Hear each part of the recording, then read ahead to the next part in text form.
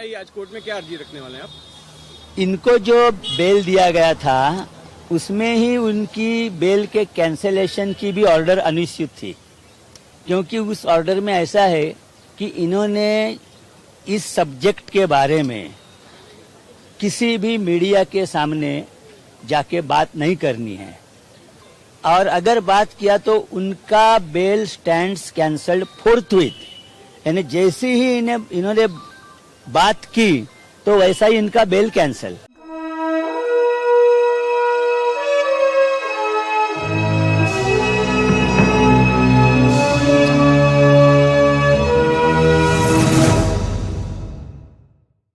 राणा दंपति की दोबारा गिरफ्तारी को लेकर, खासकर नवनीत राणा पर प्रहार करने को लेकर उद्धव सरकार चुप नहीं बैठने वाली। राजद्रोह मामले में 11 दिन तक जेल में बंद रहने वाली राणा दंपति को दोबारा जेल भेजने की तैयारियां शुरू हो चुकी है। वकील की तरफ से कदम एक के बाद एक उठाए जा रहे हैं। जी हाँ, वकील की तरफ से कुछ ऐसे कदम उठाए जा रहे हैं जिसका जिक्र हम आप सबके बीच करना जरूर चाहेंगे। जी हाँ, आप सबको बताना चाहेंगे कि वकील ने कई खुलासे किए हैं कि क्यों किस वजह से दोबारा गिरफ्तारी निश्चित है राणा दंपति की। नवनीत राणा को बड़ा झटका लगेगा, मोदी भक्त को ये जानकर झटका लगेगा। खुद ही आप सुनिए वकील ने क्या कहा है। कोर्ट में दोबारा से नॉन अवेलेबल वारंट जारी करने को लेकर तैयारियां शुरू कर दी हैं। शिवसेना सरकार की ओर से वकील ने इसकी तैयारियां शुरू कर दी है। तो आप सबको ये जानना होगा कि वकील ने क्या कहा, जिसके कारण नवनीत राणा की मुसीबतें फिर बढ़ गई है। फिर से उन्हें क्यों जेल भेजने का रास्ता क्लियर कर दिया गया है, क्योंकि मीडिया से उन्होंने बातचीत की और जिस शर्त के आधार पर उन्हें बेल मिला उस शर्तों का पालन नवनीत राणा और उनके पति ने नहीं किया है। ऐसा कैसे हो सकता है, आइए जानते हैं इंटरव्यू में। बताइए, आज कोर्ट में क्या अर्जी रखने वाले हैं आप?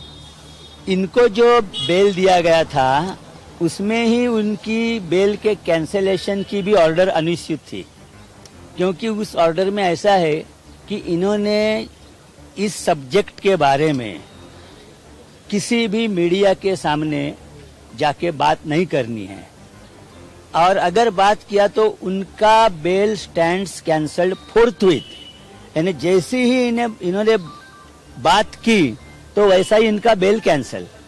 तो इसके लिए अभी अलग बेल कैंसिल करने की ऑर्डर मांगने की जरूरत नहीं है। सिर्फ इन्होंने जो बोले हैं और वो जो इसी सब्जेक्ट मैटर पे है वही कोर्ट को दिखाना है हमें, और अगर कोर्ट कन्विंस हो जाती है कि हाँ इसी बारे में बोले हैं तो इनके खिलाफ अभी नॉन अवेलेबल वारंट निकलेगा। तो आज क्या कोर्ट इन्हें नोटिस जारी करेगी? अभी जो ऑर्डर है उसके मुताबिक इनकी नोटिस, मेरा कहना ऐसा, ना इनको नोटिस देने की जरूरत है ना इनको सुनने की जरूरत है, क्योंकि वो पहले वाले ही ऑर्डर में है कि इन्हें सोशल मीडिया के सामने, विजुअल मीडिया के सामने बात करनी नहीं है इस सब्जेक्ट पे। लेकिन घरात साहब, उनका ये कहना है कि वो जनप्रतिनिधि हैं और उनको अपनी समस्या रखने का, उनके साथ जो कुछ भी हुआ वो रखने का अधिकार है, और वो ऐसे संवैधानिक अधिकार है। वो कहना है कि उनका ये कहना है कि कोर्ट के किसी आदेश का उन्होंने उल्लंघन नहीं किया। देखिए, संवैधानिक अधिकार ये बात क्या है?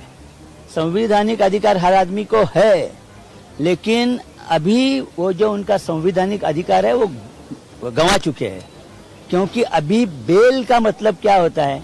बेल यानी उनकी लिबर्टी पहली गई है, लेकिन अभी समझो केस है, कितना टाइम जाएगा या छूटेंगे, कुछ होगा तो अगर उनका जो टाइम अंदर जाएगा उसके लिए जिम्मेदार कौन है? इसके लिए जो टाइम जाएगा वो विचार में लेके बेल दिया जाता है। बेल का मतलब मर्यादित स्वातंत्र है उनको, और मर्यादित स्वातंत्र जो है वो उनको जो कंडीशंस दिए उसके अधीन है। तो उनका जो स्वातंत्र है अभी वो जो उस कंडीशन के अधीन है कि वो मीडिया का सामने आके इस विषय के बारे में कुछ ना बोले। इसके लिए जिस क्षण वो मीडिया के सामने आते हैं इसके बारे में बोलते हैं तो उनका जो संवैधानिक स्वातंत्र है, उनका जो जामीन का जो मर्यादित स्वातंत्र है वो गवा चुके। वो घरात साहेब, तुमच्या आज कोर्टात मराठीत सांगा। आज आम्ही त्यांना कस्टडीत घेण्यासाठी न्यायालयात अर्ज करतोय, कारण न्यायालयाने त्यांना जो जामीन अर्ज दिला, जामीनचा जो हुकूम दिला, त्या जामिनाच्या हुकुमामध्येच न्यायालयाने असं म्हटलेलं होतं की जर ह्या बेलच्या वर असताना ते जर कोणत्याही माध्यमांसमोर, प्रसार माध्यमांसमोर आले आणि त्याने या विषयाशी संबंधित कोणतंही विधान केलं तर फोर्थविथ म्हणजे ताबडतोब त्यांचा जामीन तिथल्या तिथे रद्द होईल.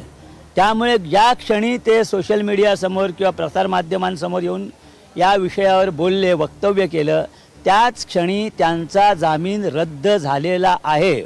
फक्त आता ही गोष्ट न्यायालयाच्या निदर्शनास आणून त्यांना परत कोठडीत घेण्यासाठी आमच्यासाठी त्यांच्याविरुद्ध अटकपूर्व जामीन मिळवणं आवश्यक आहे. त्यामुळे त्या अटकपूर्व जामिनाचा हुकूम मिळवण्यासाठी आम्ही आज कोर्टात अर्ज करत आहोत आणि त्यांचा जामीन ऑलरेडी कॅन्सल झालेला असल्यामुळे आम्ही त्यांना न्यायालयासमोर हजर करून न्यायालयाच्या ताब्यात देऊ.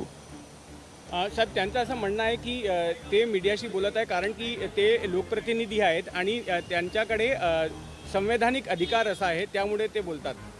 हे बघा, लोकप्रतिनिधी असो, देशाचा पंतप्रधान असो किंवा अगदी सामान्य गरीबातला गरीब माणूस असो, हे जे संविधानिक अधिकार आहेत हे सगळ्यांना आहेत, तुम्हाला आहेत, मला आहेत, सगळे आहेत. फक्त तो अधिकार आहे तो कुठे कसा गाजवायचा हा प्रश्न असतो. आत्ता जी त्यांची जी स्टेटस आहे त्याप्रमाणे त्यांना हा संविधानिक अधिकार जो आहे तो जामिनाच्या अर्जावर जो हुकूम झालेला आहे त्या चौकटीमध्ये आहे. त्यामुळे त्यांना आपल्या